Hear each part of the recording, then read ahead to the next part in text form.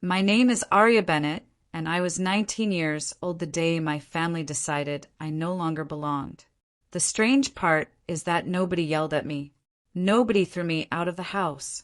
Nobody pointed at the door and told me to leave. Instead, they smiled.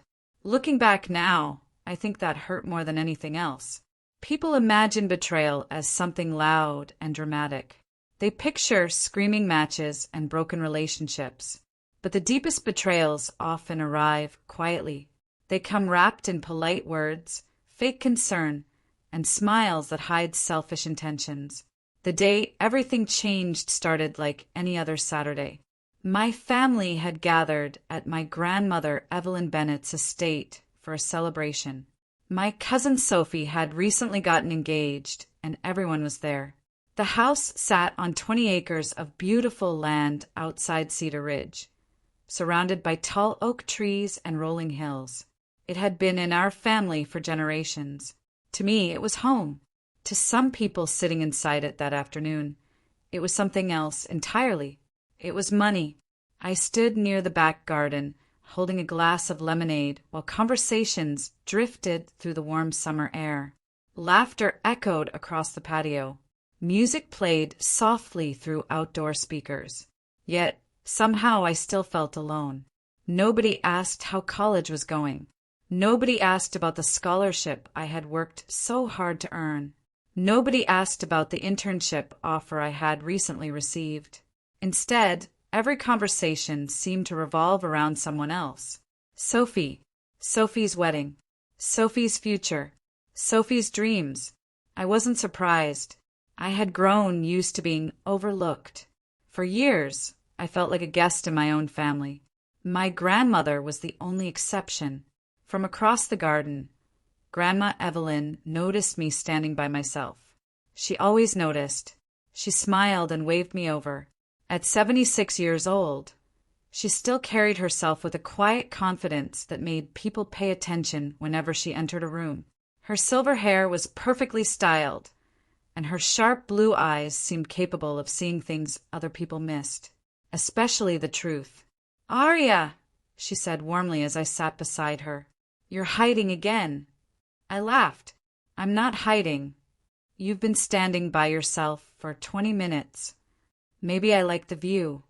She smiled knowingly. "Or maybe you're used to people not seeing you." The words caught me off guard because they were true. Grandma reached over and squeezed my hand. "One day they'll realize exactly who you are." I looked down. "I doubt it."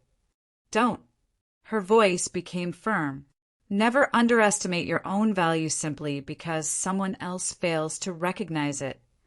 Those words stayed with me. At the time, I didn't realize how important they would become. A few minutes later, she reached into her purse and pulled out a small, cream-colored envelope. "Here."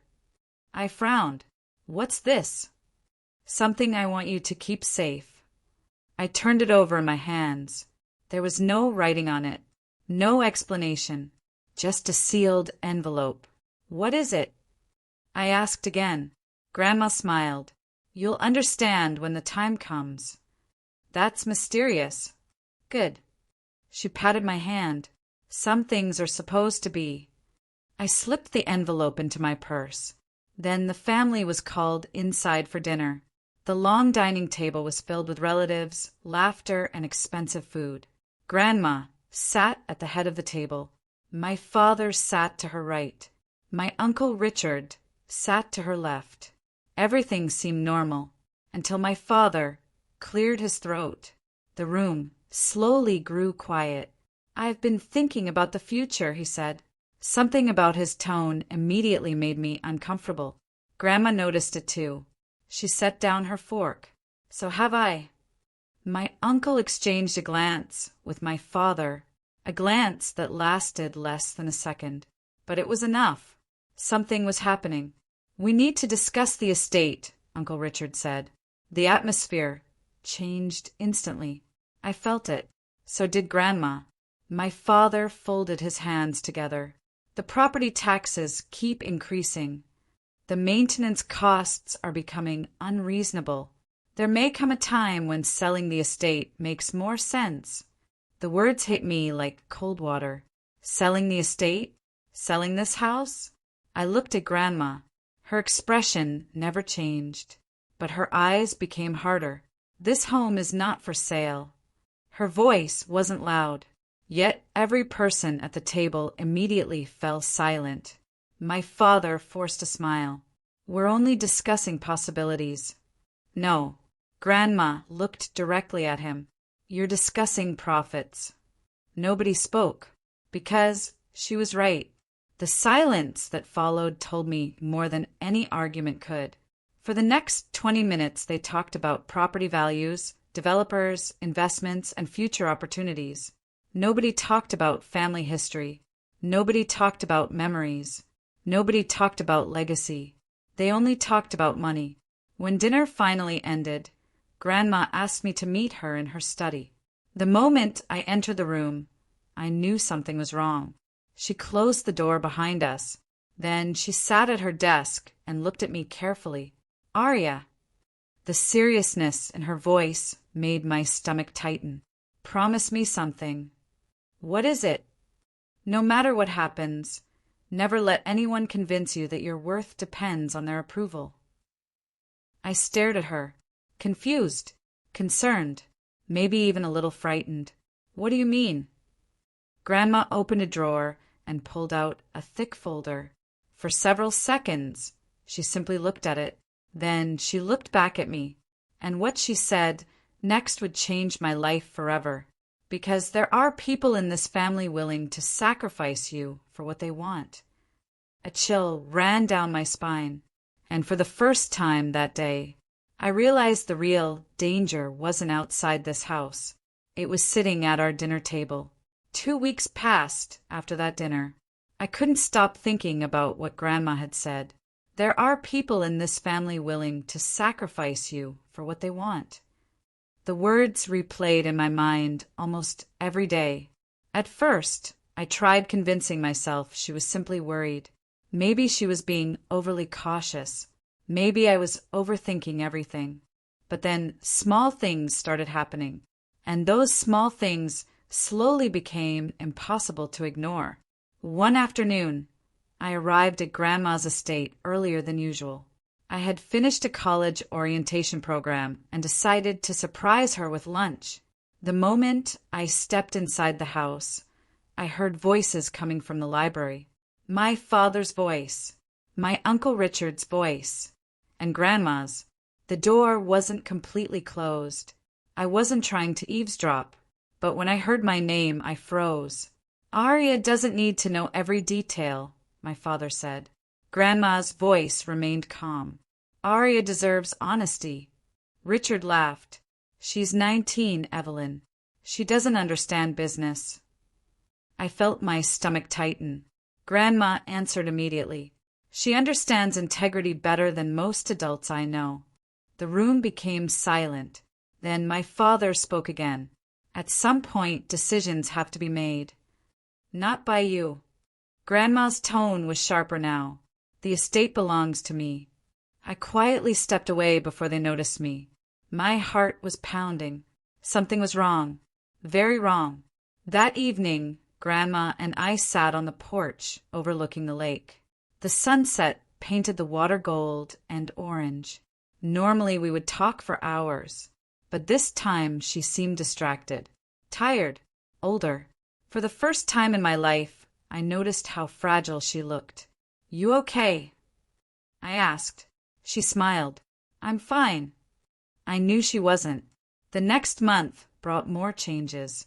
Grandma began missing family gatherings. Doctor appointments became more frequent. She often seemed exhausted. Then one morning she called me. Can you come over?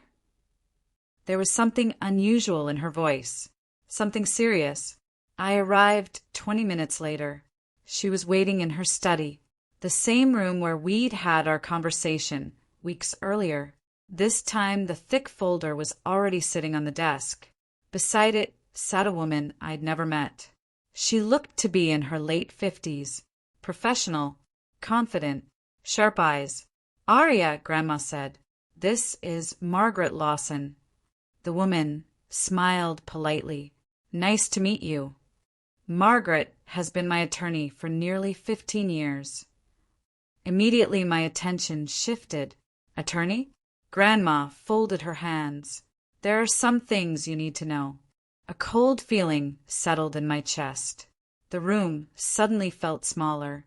What things? Grandma glanced at Margaret, then back at me. About the estate. The next hour changed everything I thought I knew. Margaret opened the folder. Inside were legal documents, property records, financial statements, trust agreements, pages and pages of paperwork. I barely understood half of it, but one thing became very clear. Grandma had spent years protecting something, and she didn't trust certain members of the family, including my father, including Uncle Richard. Why? I asked quietly. Grandma stared out the window. For a moment, she looked heartbroken. Because I've watched what money has done to people.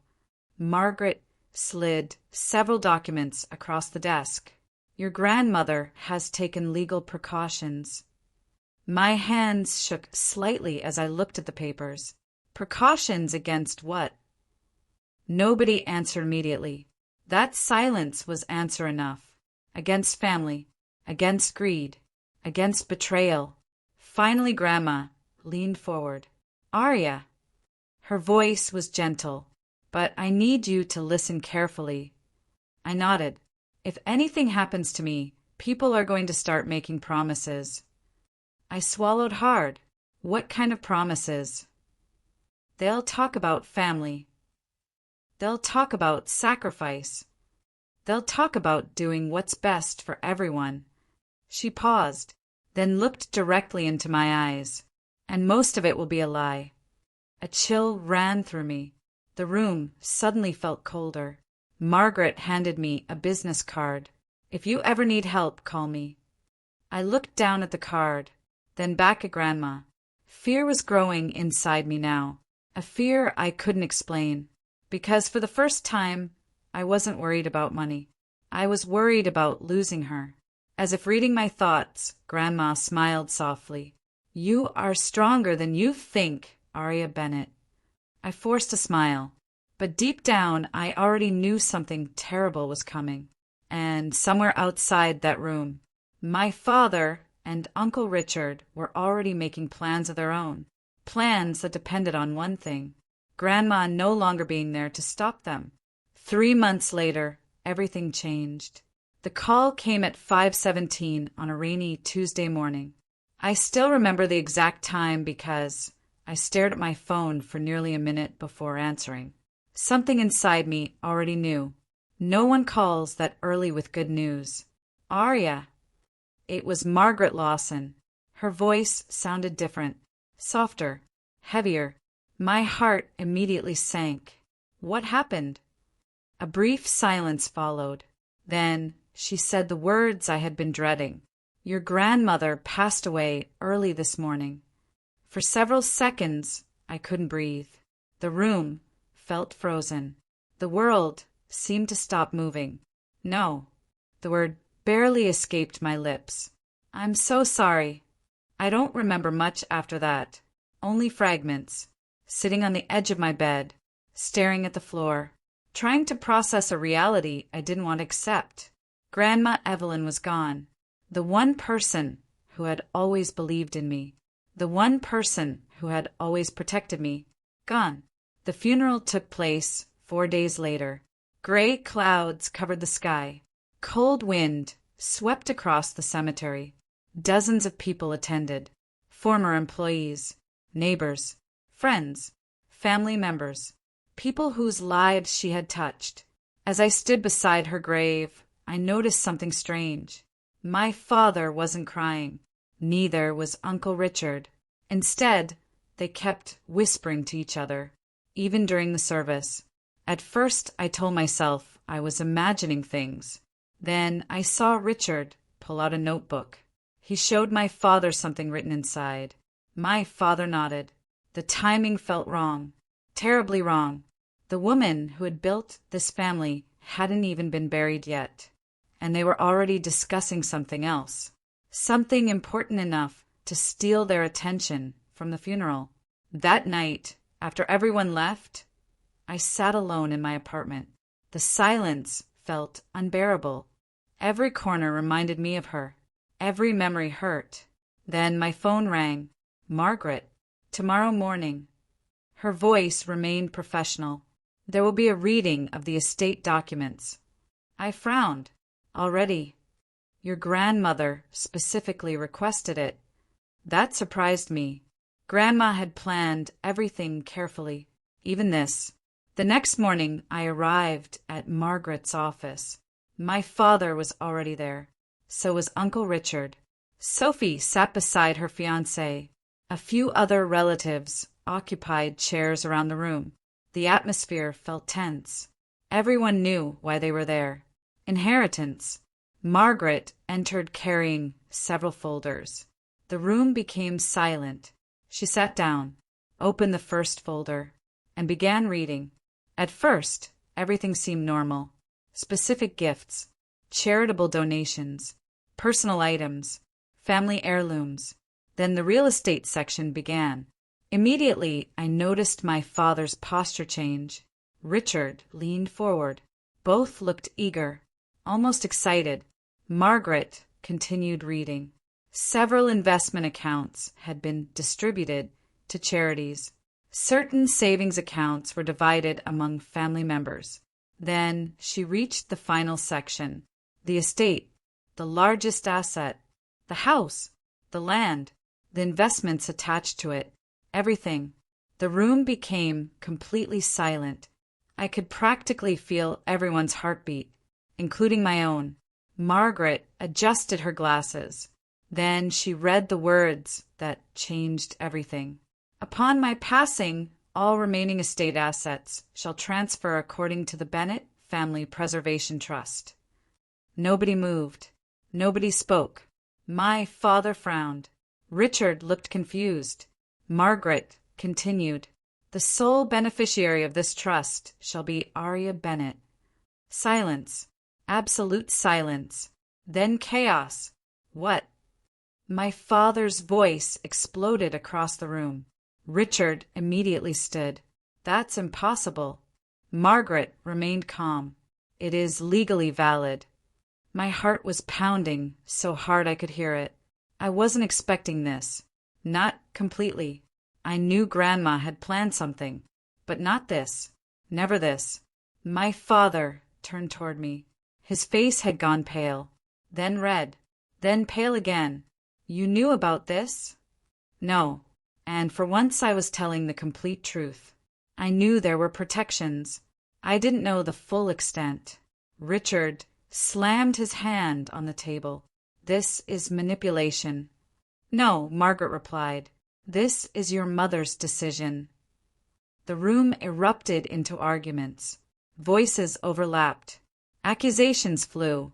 Everyone seemed shocked, except Margaret, and perhaps Grandma, because somehow it felt like she had seen this exact moment years before it happened. Eventually Margaret raised her voice. There is more. The room quieted. Slowly, reluctantly, she opened another document, and what she read next would destroy any chance of peace. Because Grandma hadn't only left me the estate, she had left detailed letters. Letters explaining exactly why she made her decision. Letters describing years of behavior she had quietly documented. Years of greed. Years of manipulation. Years of betrayal. And every single page had names attached to it, including my father's, including Uncle Richard's. As Margaret reached for the first letter, I saw something in their eyes. Not sadness. Not grief. Fear. For the first time since Grandma died. They weren't worried about what they had lost. They were worried about what was about to be revealed. The room felt different after Margaret said there were more documents. The arguments stopped. The accusations faded. Even Uncle Richard sat down. Nobody wanted to hear what came next, but nobody could stop it either. Margaret carefully unfolded the first letter. The paper looked old. Grandma's handwriting covered every line. The moment I saw it, my chest tightened. It felt like hearing her voice again. Margaret began reading. If this letter is being read, then I am gone. If you are hearing these words, it means the people I loved are sitting together for one final family meeting. The room remained silent. My greatest regret is not that I am leaving this world. My greatest regret is watching greed slowly replace gratitude in some of the people I raised. My father immediately looked away. Richard crossed his arms. Margaret continued. For years, I hoped certain behaviors would change. Unfortunately, they did not. The next sentence hit the room like a hammer.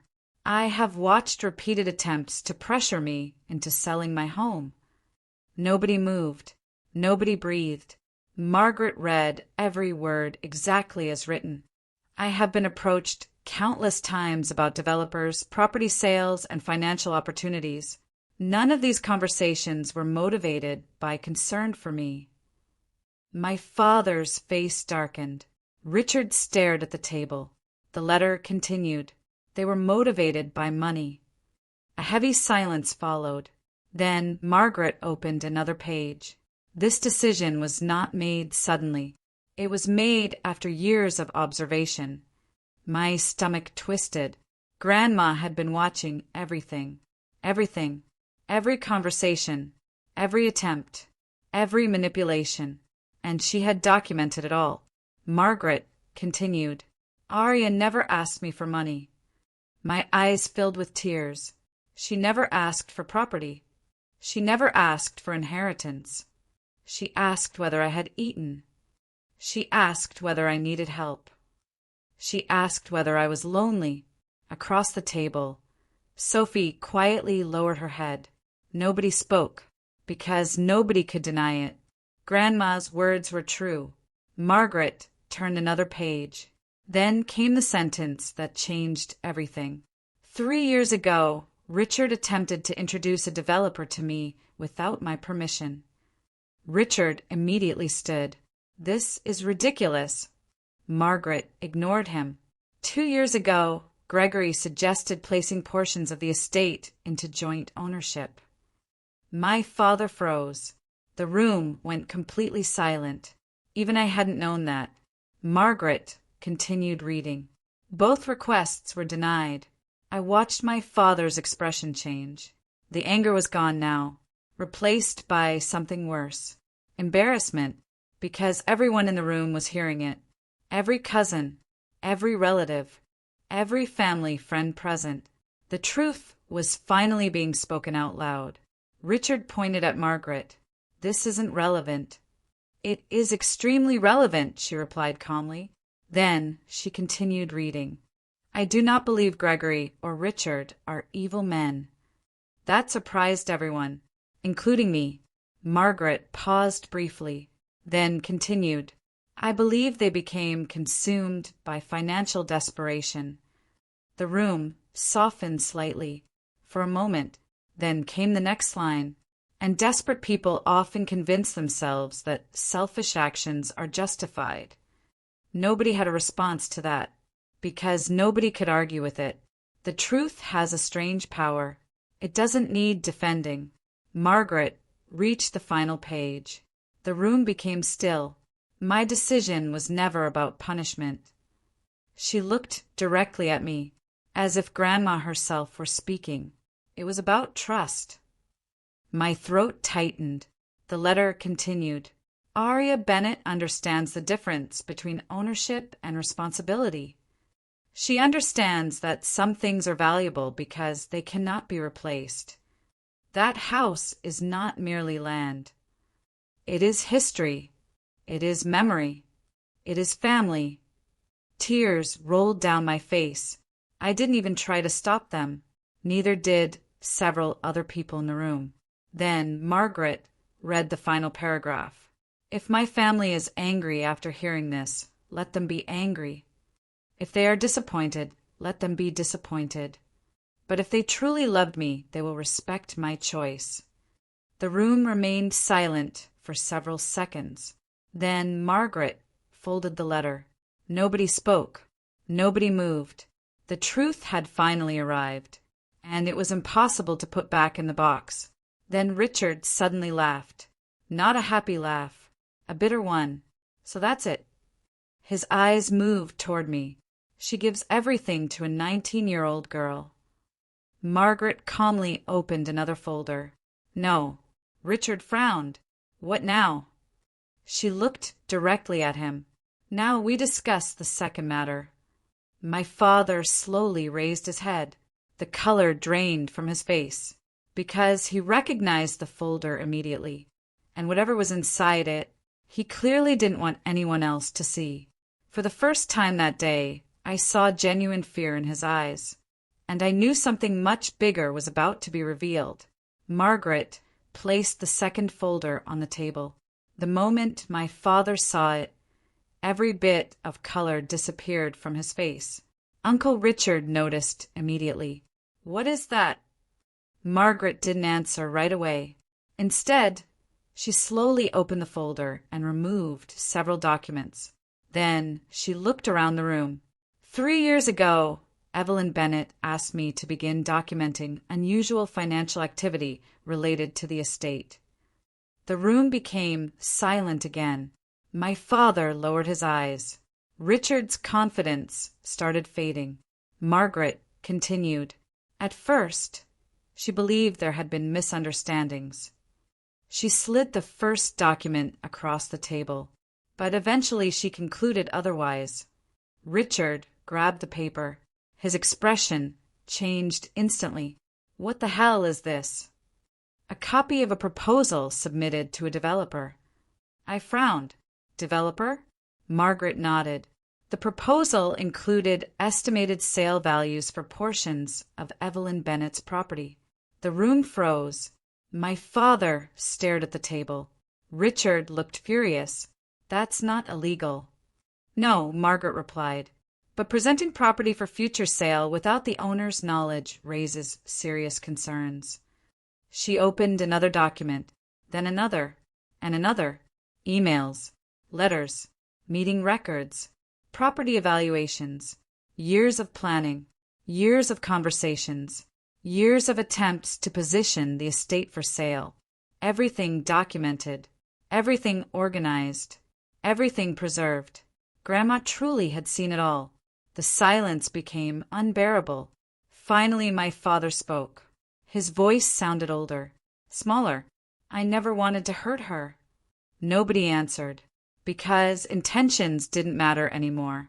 Actions did. Margaret looked at him carefully. Then why didn't you stop? He couldn't answer. Not immediately. For the first time in my life, I saw my father completely defeated.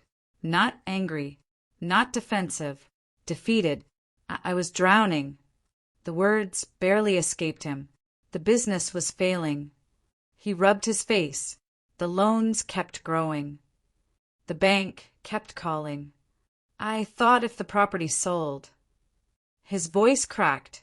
Everything would be fixed. Nobody spoke. Even Richard remained quiet, because suddenly the story wasn't just about greed. It was about desperation. Desperation that had turned into betrayal. Margaret closed the folder. Evelyn understood that. Everyone looked surprised, including me. She understood the financial pressure. She understood the fear. She even understood the temptation. Margaret paused, but she could never accept sacrificing one family member to save another. My chest tightened, because now I finally understood. Grandma wasn't protecting the money. She was protecting me. The room remained silent for a long time. Eventually Sophie stood up. Then something unexpected happened. She walked over to me and hugged me. I didn't know. Her voice trembled. I'm sorry. One by one, other relatives began leaving. Nobody wanted to argue anymore. The truth had exhausted everyone. Within 20 minutes, only 4 people remained. Me, my father, Richard, Margaret. The room felt strangely peaceful, as if a storm had finally passed. My father looked at me. For the first time that day, There was no anger in his eyes, only regret. Aria. I said nothing. I failed you. The word shocked me. My father had never apologized before. Not once. I spent so much time worrying about losing everything. He looked down, that I almost lost what mattered most. Tears filled his eyes, and suddenly he looked less like a villain, more like a broken man who had made terrible choices. Richard stood quietly, then grabbed his coat. I'm leaving. Nobody stopped him. As he reached the door, he paused. For several seconds, he stared at the floor. Then he spoke without turning around. Your grandmother was right. And for Uncle Richard, that was probably the closest thing to an apology anyone would ever hear. After he left, Margaret gathered the documents. Her work was finished. Before leaving, she handed me one final envelope. She wanted you to have this. My hands trembled. Another letter? Margaret smiled. The last one. Then she left. My father and I sat alone. Neither of us spoke. Eventually he stood. I don't expect forgiveness. I looked at him. For the first time in months, maybe years, he looked completely honest. I know. He nodded, then quietly walked away. I opened Grandma's final letter. The handwriting immediately brought tears to my eyes. The message was short, very short. Dear Aria, if you're reading this, then you already know the truth. Remember something important. The day people reveal who they truly are is not the day you lose. It is the day you become free. Do not carry anger. Do not carry bitterness. Carry wisdom. Protect what matters. Love who deserves it. And never forget your own worth. I always believed in you. Love, Grandma. I sat there for a long time, reading those words again and again. Then I looked out the window toward the estate. The same estate everyone had fought over. The same estate everyone thought was about money. But Grandma understood something they didn't. The real inheritance was never the land. It was the lesson. And on the day they tried to cut me out, they lost something far more valuable than property. They lost the trust of the only person who truly saw them for who they had become, while I gained something they could never take away, the freedom to build my future on truth. And that was worth more than everything they had spent years chasing.